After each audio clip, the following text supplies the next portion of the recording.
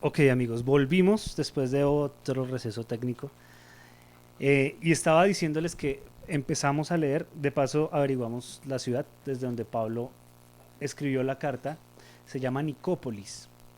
Nicópolis, era donde Pablo estaba en el momento de escribir la carta y ya veremos a lo largo de la carta cómo incluso desde esa ciudad él le dice a Tito, después de que reciba esta carta, haga lo que le digo y luego cáigame acá, porque pienso pasar el invierno aquí. Eso dice más adelante. Entonces le pide a Tito que vaya con él a esa ciudad, a Nicópolis.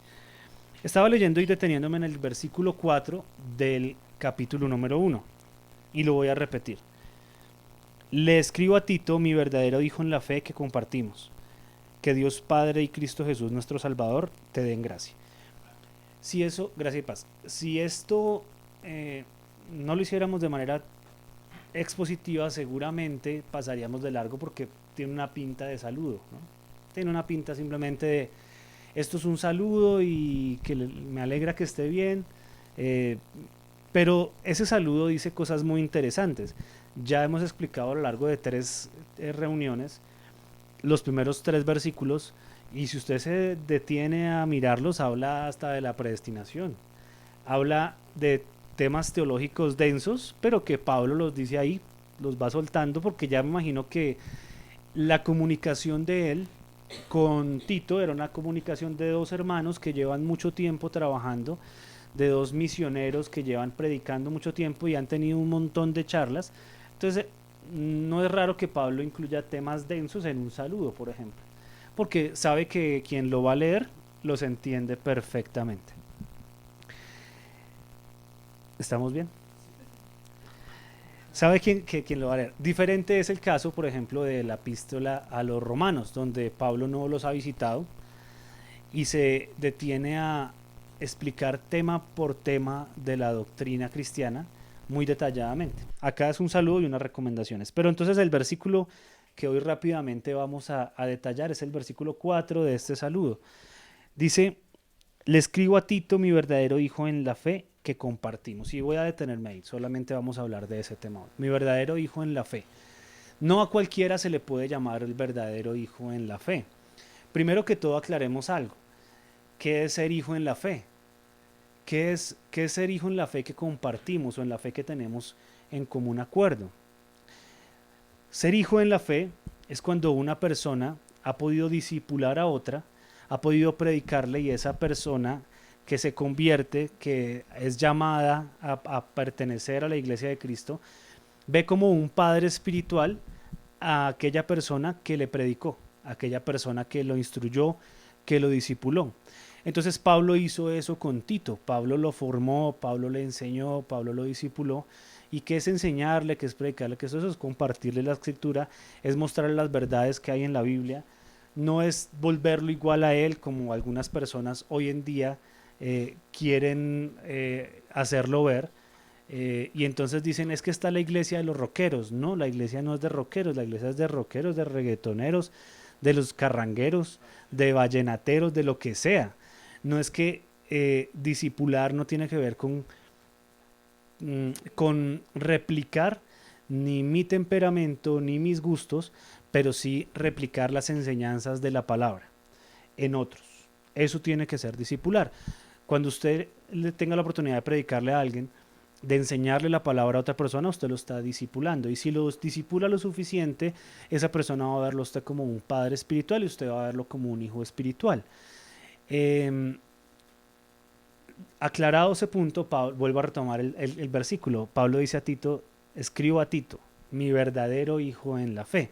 Si dice verdadero hijo en la fe, significa que hay otros hijos que no son verdaderos, ¿cierto? Significa que para Pablo habían otras personas que seguramente él había predicado, había instruido, personas a las que dedicó mucho tiempo y que seguramente no siguieron caminando en el Evangelio. Entonces, Pablo acá está primero diciendo una cosa muy importante y es al ponerle ese título a Tito, lo que está diciendo es, este hombre a quien he discipulado, a quien he formado durante años, a quien le he compartido la palabra, es una persona que ha perseverado en la fe. Es un verdadero discípulo, es alguien que realmente ha nacido de nuevo, realmente ha tenido una conversión genuina y no aparente, que eso también pasa mucho.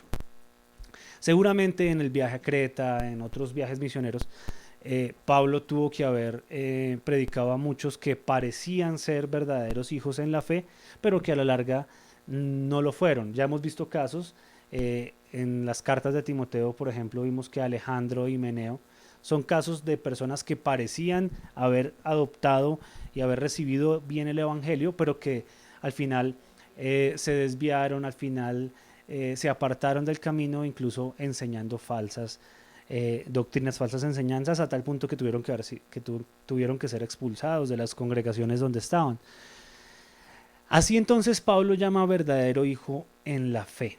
Ahora voy a leer y me voy a remitir a un texto donde Pablo desarrolla mucho este tema, que es Romanos capítulo 4. ¿Por qué voy a hablar de Romanos capítulo 4 para hablar de Tito, el verdadero hijo en la fe?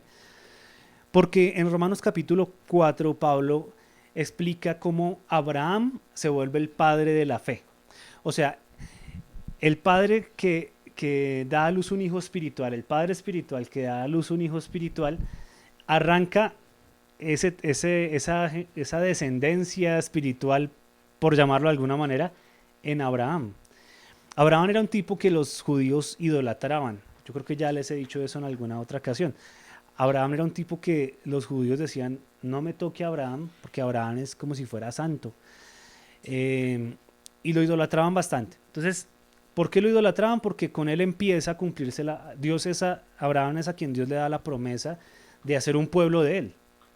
Lo que pasa es que los judíos entendieron ese pueblo como la descendencia genética de él y no la descendencia de fe. Y Pablo en Romanos capítulo 4 se tiene que encargar de bajar de la nube a quienes tienen esa idea judía de que es hijo de la fe aquel que pertenece a una raza o a un linaje. Romanos capítulo 4, desde el 1 voy a leer hasta el 12. Humanamente hablando, Abraham fue el fundador de nuestra nación judía. ¿Qué descubrió él acerca de llegar a ser justos ante Dios? Que si sus buenas acciones le hubieran servido para que Dios lo aceptara, habría tenido de qué jactarse. Pero esa no era la forma de actuar de Dios. Pues las escrituras nos dicen, Abraham le creyó a Dios y Dios consideró a Abraham justo debido a su fe. Cuando la gente trabaja, el salario que recibe no es un regalo, sino algo que se ha ganado. Pero la gente no es considerada justa por sus acciones, sino por su fe en Dios, quien perdona a los pecadores. David también habló de lo mismo cuando describió la felicidad de los que son declarados justos sin hacer esfuerzos para lograrlo. Y cita acá el Salmo. Oh, qué alegría para aquellos a quienes se les perdona la desobediencia, a quienes se les cubren los pecados. Sí, qué alegría para aquellos a quienes el Señor les borró el pecado de su cuenta. Ahora bien, ¿es esta bendición solamente para los judíos o es también para los gentiles incircuncisos? Como venimos diciendo, Dios consideró a Abraham justo debido a su fe. Pero ¿cómo sucedió esto? ¿Se le consideró justo solo después de ser circuncidado o fue antes? Es evidente que Dios aceptó a Abraham antes de que fuera circuncidado. La circuncisión era una señal de que Abraham ya tenía fe y de que Dios ya lo había aceptado y declarado justo aún antes de que fuera circuncidado.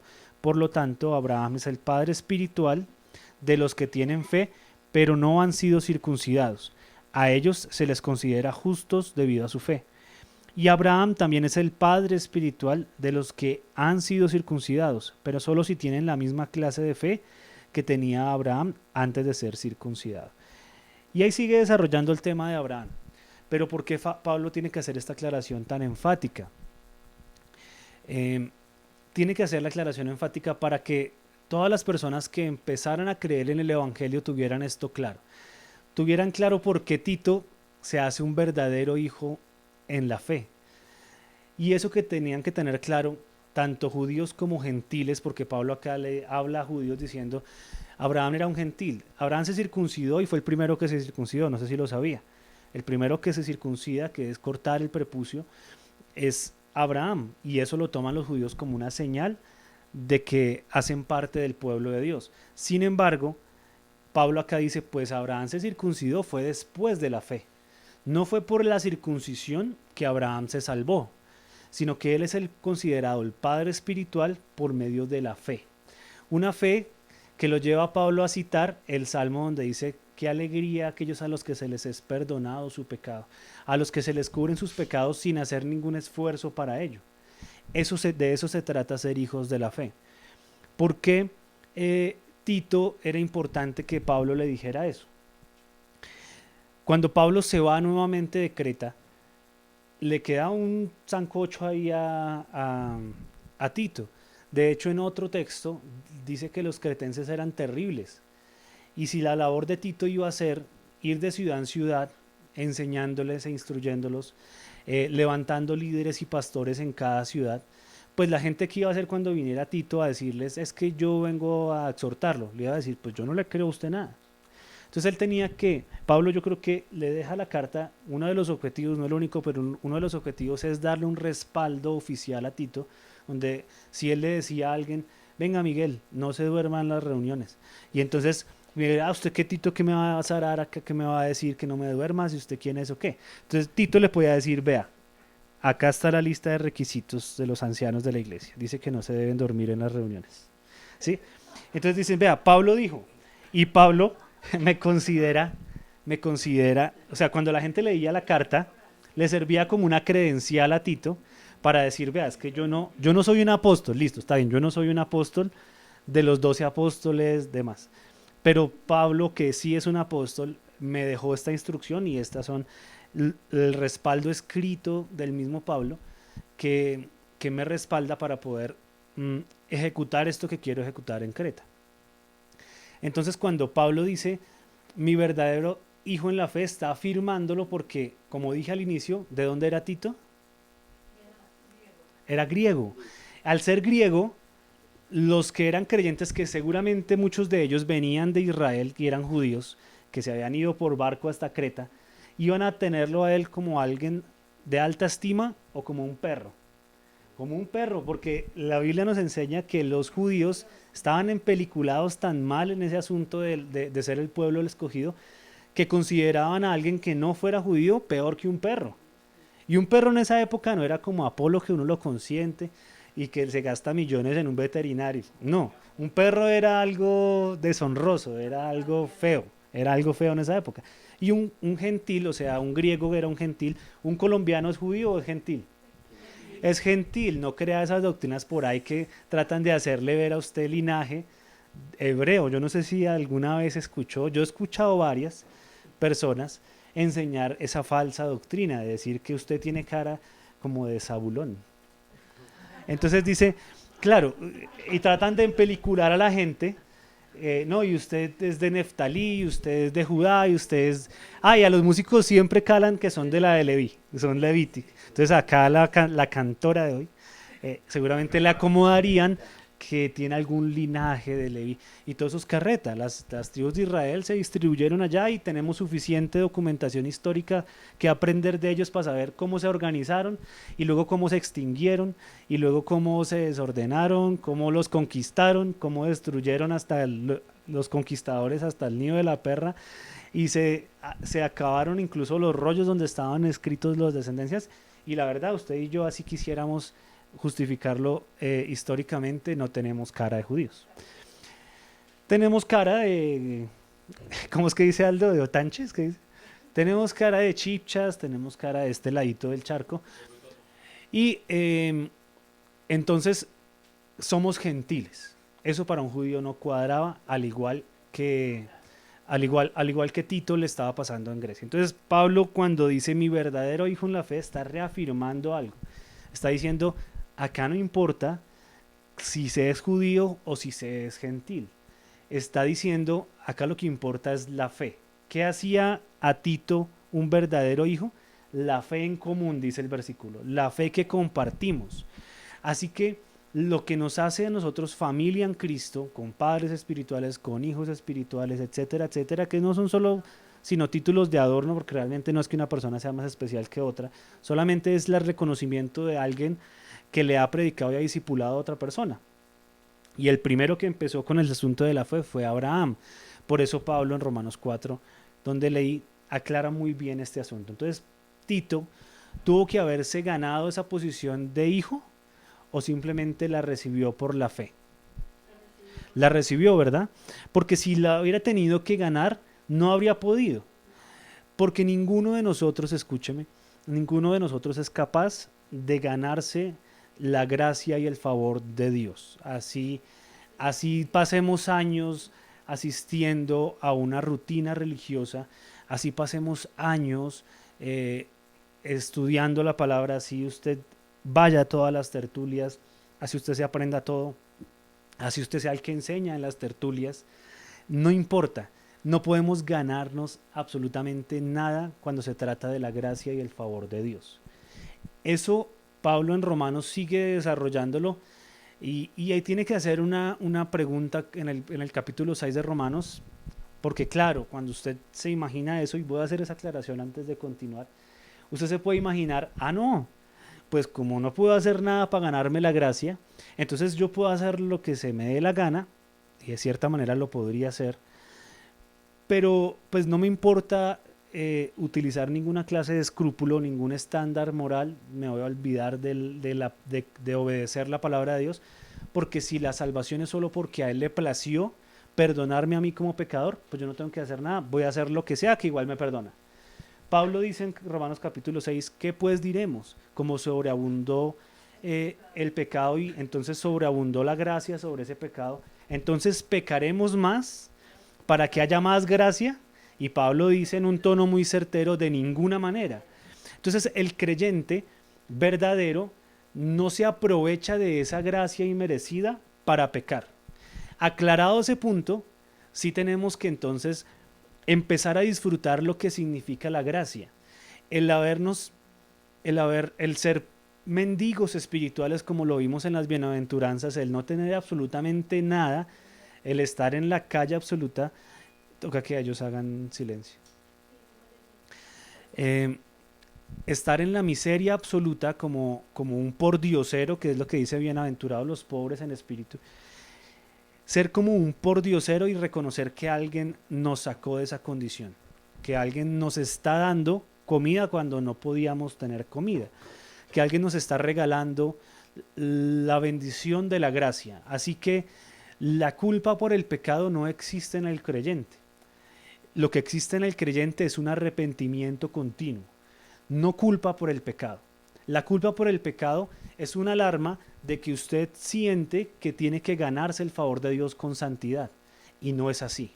Si usted siente culpa por el pecado, es porque usted cree que si no peca, se va a ganar el favor de Dios.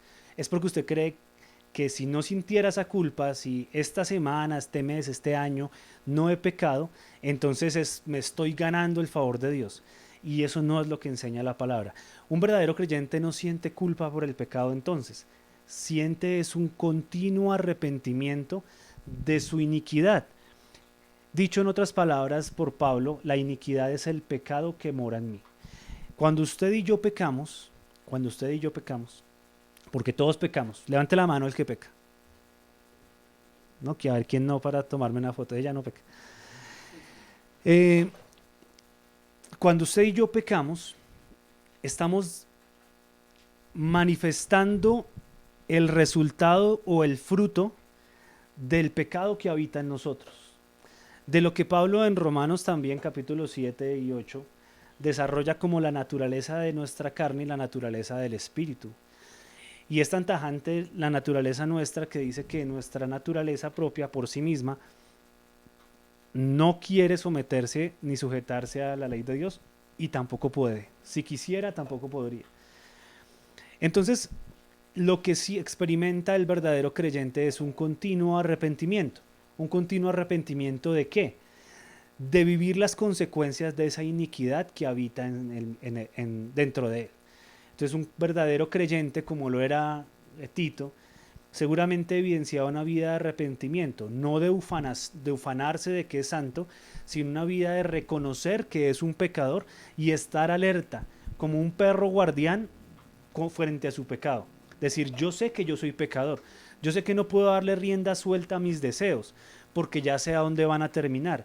Yo ya sé qué es lo que tengo que hacer, porque la vida de arrepentimiento tiene que ver con girarse y caminar hacia el otro lado. Eso significa la palabra original en griego de arrepentimiento. Significa que si voy caminando por un lado y me arrepiento, volteo 180 grados y empiezo a caminar para el otro. Así que el resultado de una vida de arrepentimiento sí va a ser una vida de santidad, pero no porque la vida de santidad produzca el favor de Dios, produzca que ganemos el favor de Dios. Es todo lo contrario. Es que una vez entendido y comprendido, como el salmo que leímos dentro de Romanos 4, una vez comprendido el favor de Dios sobre nosotros, podemos entonces llevar una vida de arrepentimiento, una vida de reconocimiento de nuestro pecado delante de Dios. Y eso hace muy fácil el camino de la consagración. Eso hace muy fácil para el creyente el camino de separarse y de la santidad para Dios. A veces uno se encuentra con creyentes que dicen, llevo un montón de años luchando con el mismo pecado, llevo un montón de años cayendo en un pecado y restaurándome, cayendo, restaurándome. Yo me atrevo a decir con toda seguridad que no ha entendido la gracia. Cuando una persona continuamente cae en el mismo pecado es porque no comprende la gracia, no porque la persona esté atada a algunas cosas. Puede ser el caso de una o dos, pero no es de la mayoría. Por lo general es falta de comprensión de la gracia, porque lo que quieren hacer es esfuerzos humanos por conseguir la santidad de Dios, y eso es imposible. Si usted es chismoso, usted no puede hacer ninguna clase de esfuerzo humano por dejar de ser chismoso. Así usted se calle la boca una o dos, 3 semanas y no hable con nadie, cuando vuelva a hablar con la persona, adivine qué le va a contar. Chismes. Va a tener 3 semanas de chismes acumulados.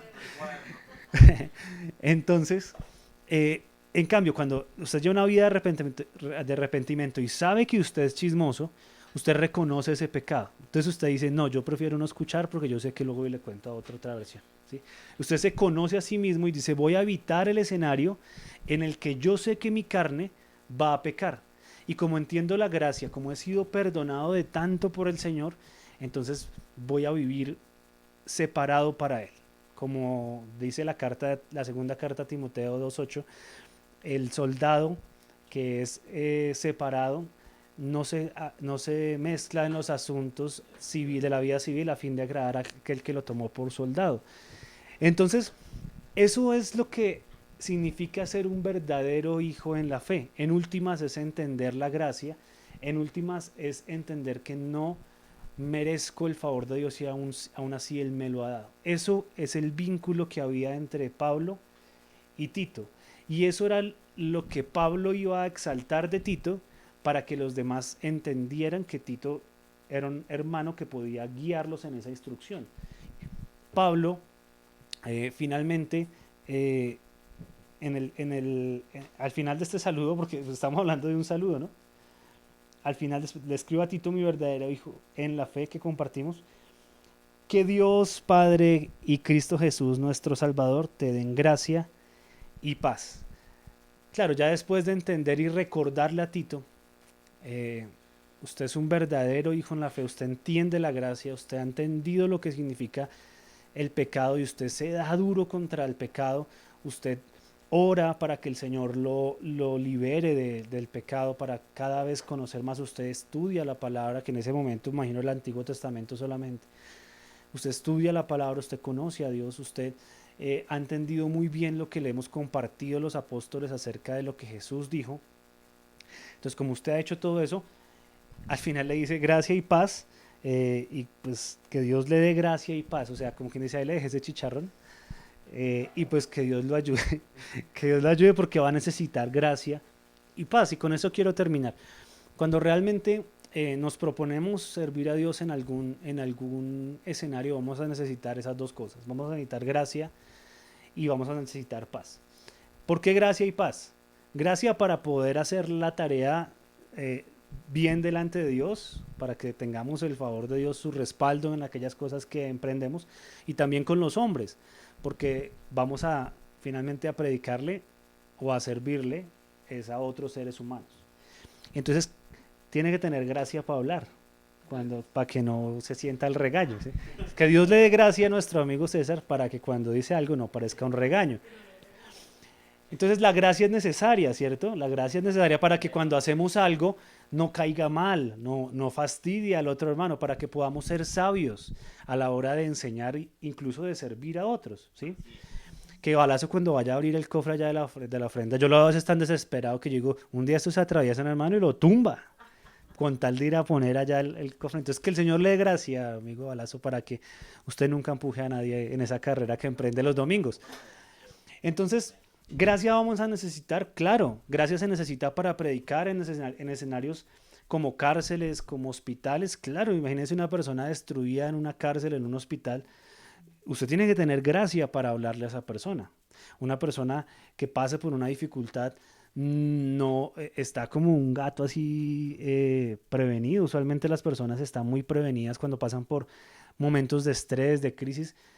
Y qué sé yo qué pueda pasar a una persona, pues vamos a necesitar gracia. En el caso de Tito, mucha gracia porque eran ciudades completas que tenía que ir a discipular. Y lo segundo que se necesita, ya una vez usted es hijo verdadero en la fe, no por las obras que hace, sino por la fe, porque ha entendido lo que Dios le ha perdonado, aparte de la gracia, lo que necesita para poder servir, para poder hacer una tarea dentro del cuerpo de Cristo es paz. Porque digamos que tiene gracia, digamos que César le cambia la voz a los 30 años. Y digamos que todo el mundo es feliz con la dulce voz de César. Pero resulta que a pesar de su dulce voz, las personas no le hacemos caso. Y él dice, mueva ahí, conecte ahí, y nadie le conecta. Y él dice, me hace un favor, hace esto, con una hermosa voz. Y la gente no le hace. Es más, César se le demanda un fuerte trabajo en determinado día y nadie se preocupó ni siquiera por preguntarle si venía sin almorzar, por ejemplo. Y todas esas cosas que pueden llegar a defraudar a alguien que está sirviendo a otros, eh, pueden llegar a robarle su paz. Por eso Pablo le encomienda mucho a Tito, usted va a necesitar gracia y va a necesitar paz de parte de Dios. Así que necesitamos paz cuando las circunstancias no responden de acuerdo a lo que nosotros hemos esperado o como se supone que iban a responder. Uy, yo le he servido, el Señor puso en corazón esa carga por servir en X o Y, por hacer esto u otro, me estoy dando la pela con esto y no se me reconoce. ¿Y qué importa si se le reconoce? Si estamos hablando de una comunión es por la fe, no por las obras, ¿verdad? Cuando se demanda reconocimiento, de alguna u otra manera se está empezando a caminar otra vez hacia, hacia la idea de las obras, ¿sí? Hacia la idea de que el reconocimiento me hace a alguien importante. Y realmente se olvida una y otra vez que es solo la fe. Dios podía usar a cualquiera, tranquilos. Dios usó burros y dijo que que si los cristianos no predicáramos, hasta las piedras podrían predicar. Entonces Dios no nos necesita, nos da el privilegio de poder servirle en alguna cosa o en otra, y ese servicio pues ya hemos visto una y otra vez que trasciende no solamente una reunión, sino todas nuestras vidas, nuestros trabajos, nuestras casas, nuestros amigos, la calle, etcétera. Entonces vamos a necesitar gracia, vamos a necesitar paz para entender que hay que seguir haciendo la tarea. Imagínese Tito con la primera ciudad y que salieran bien casposos. Pues así tuviera gracia, si nadie le para bolas, él iba a necesitar paz. Y es lo que Pablo le pide a Dios que le dé a Tito. Que Dios Padre y Cristo Jesús nuestro Señor te den gracia y paz. Parecía un saludo normal, pero esos 4 versículos tenían una densidad teológica muy fuerte. Una densidad que yo creo que cuando Tito leyó la carta fue como un refresco para él. Le recordó quién era, cómo Dios lo había escogido, le lo puso en su lugar, le recordó que no se trata de las obras, le recordó que era ser un verdadero discípulo por la fe y no por las obras. Y luego le dice y le pido a Dios que le dé gracia y paz. Y yo creo que él diría, amén, la necesito. Y todos la necesitamos. Necesitamos gracia para ser buen testimonio en nuestros hogares. Necesitamos gracia, ¿cierto? Necesitamos mucha gracia para aprender cómo tratar a nuestros padres, a nuestros esposos, esposas, a nuestros hijos, pues obvio que sí. Y necesitamos paz cuando, a pesar de que los tratamos como Dios nos demanda que lo hagamos, no vemos la respuesta recíproca, pues necesitamos paz, ¿cierto? Necesitamos paz para saber que debemos seguir adelante. Y estoy hablando solo de la casa. Imagínense lo que será labores misioneras como Candelaria o tener alguna clase de servicio. Amén. Entonces, no es una tertulia para que me preguntas.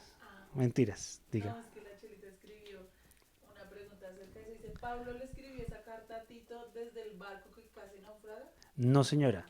La escribió desde Nicópolis, la ciudad La Nicópolis. ciudad. La pregunta que ella leyó es que alguien preguntó en el chat Ajá. que si Pablo escribió eso desde el barco. Yo creo que la letra le había quedado fea si hubiera escrito desde el barco. Espere. No, fue desde Nicópolis. Seguramente después, unos años después de lo del naufragio, porque el naufragio ocurrió, como dije al inicio, en el primer encarcelamiento de Pablo. Y antes del primer encarcelamiento de Pablo, Pablo sale de ese encarcelamiento, va a Creta, va a Nicópolis y ahí se escribe la carta. Entonces, bueno, vamos a orar para terminar. Espero que hayamos podido aprender y que en el día a día podamos aplicar ese saludo que Pablo le da a Tito, que ese saludo nos recuerde que nuestra salvación es solamente por la gracia inmerecida que Dios derramó sobre nosotros, que no tenemos manera de tramarnos a Dios con nada, que las obras nuestras son como un trapo de inmundicia delante de Dios y que realmente, siendo mendigos, sin merecerlo nada, Él nos entregó todo. Y que eso nos sirva para tener luego gracia y paz en lo que hacemos. Señor, te damos gracias. Hoy con mis hermanos oramos a ti. Reconfortados al leer esta carta, como seguramente lo estuvo Tito al leerla. Sabiendo, Señor, que tenemos que recordar que la gracia tuya no produce culpa en nosotros, que produce una vida constante de arrepentimiento, Señor. Si por alguna razón, Señor, en alguna área de nuestra vida hemos sentido culpa, que eso sirva de alerta, Señor, para corregir ese pensamiento que nos hace creer que si no cometiéramos ese pecado, entonces tendríamos el favor tuyo. Y nada más lejos de la verdad, Señor. El favor tuyo lo tenemos solo porque a ti te plació dárnoslo. Porque nuestras obras, por más dignas que creamos que son, Señor, están contaminadas por nuestro propio pecado. Hasta las mejores cosas que pensamos que podemos hacer, que pensamos que son muy nobles, están contaminadas a veces de orgullo y de soberbia.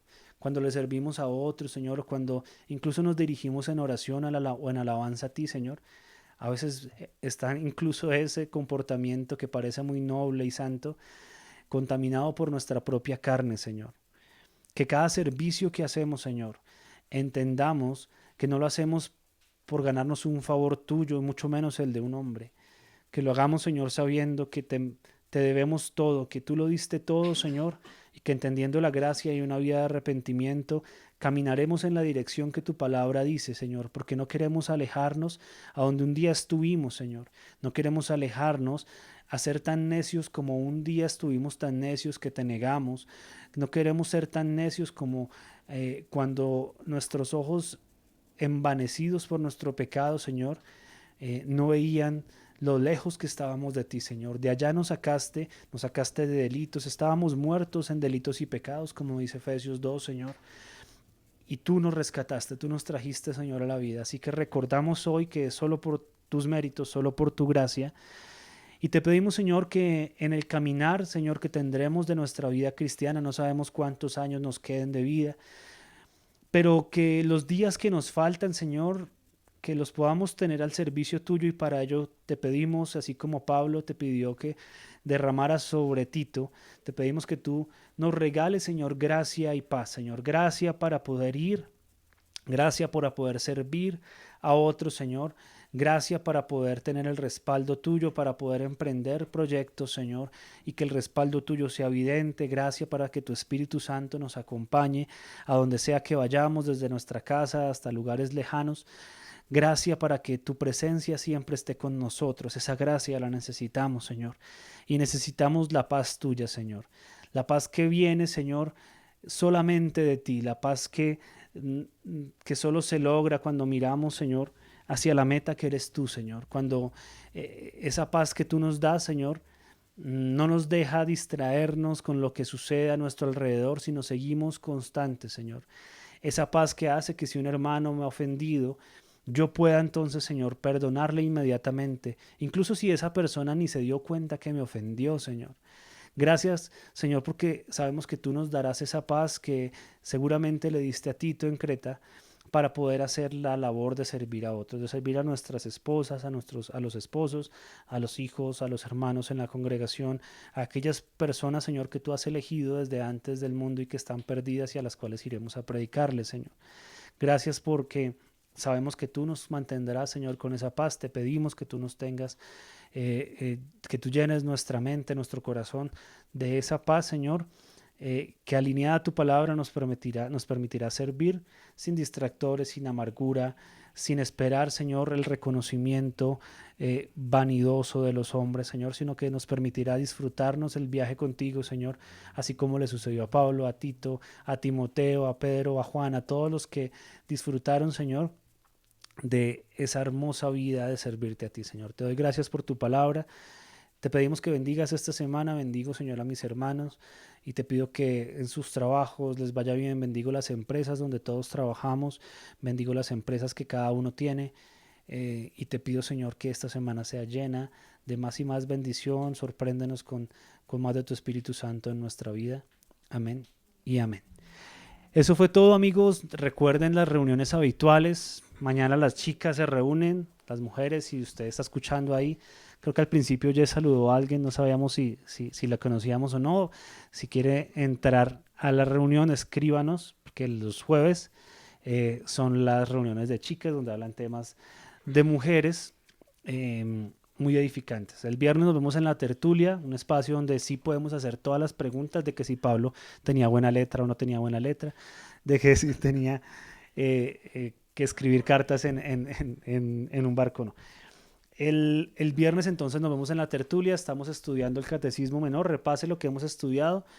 El día sábado no hay Candelaria porque nos vamos a ver el día domingo en la iglesia al parque a las 10 de la mañana. Llegue antes, usualmente llevamos tinto, ahí tomamos tinto mientras nos vamos acomodando, no llegue solo a las 10, sino llegue antecitos para que podamos hablar un ratico. Desde las 8 hay gente allá en ese parque alistando el asunto, entonces ahí nos vemos. El lunes próximo, como es habitual, la oración, es festivo, seguramente no haya oración por lo que es festivo.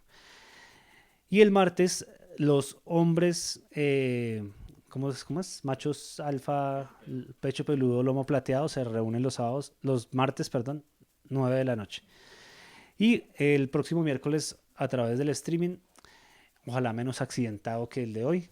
Y gracias por haberse reconectado y habernos tenido paciencia. Los queremos. Chao.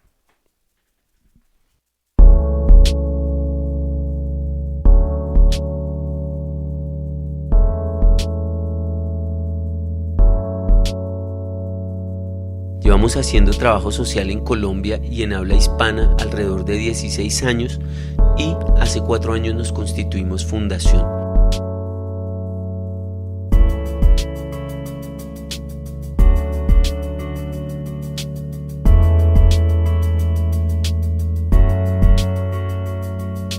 Buscamos la reconstrucción del tejido social.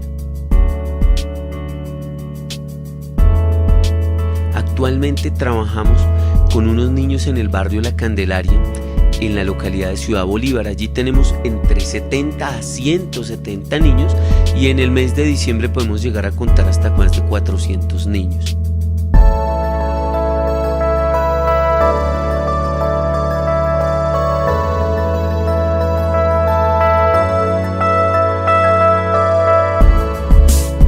A través de la pedagogía en el juego y a través de otro tipo de actividades, reconstruir esos valores que vienen perdidos desde sus casas y poder ayudarles a reescribir una historia que parece que desde su temprana edad ya viene muy torcida.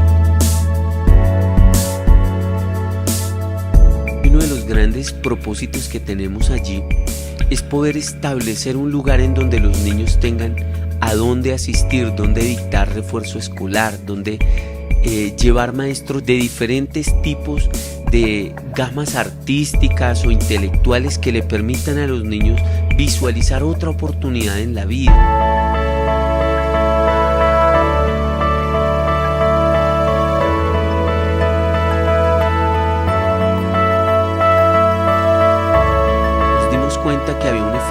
colateral en el trabajo de ayudar a otro, y era que nos estábamos ayudando también a nosotros. Nos estaba haciendo feliz esa experiencia de poder abordar la vida de otra persona que estaba en condiciones realmente difíciles.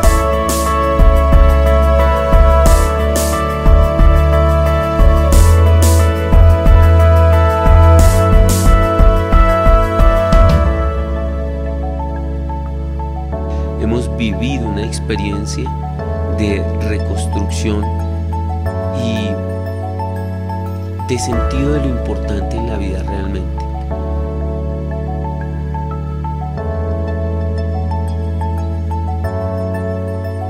Espero que todos los que me escuchan de una u otra manera, si se quieren vincular, digan me gustaría ayudar de X o Y manera. Aquí estamos con los brazos abiertos para recibirles.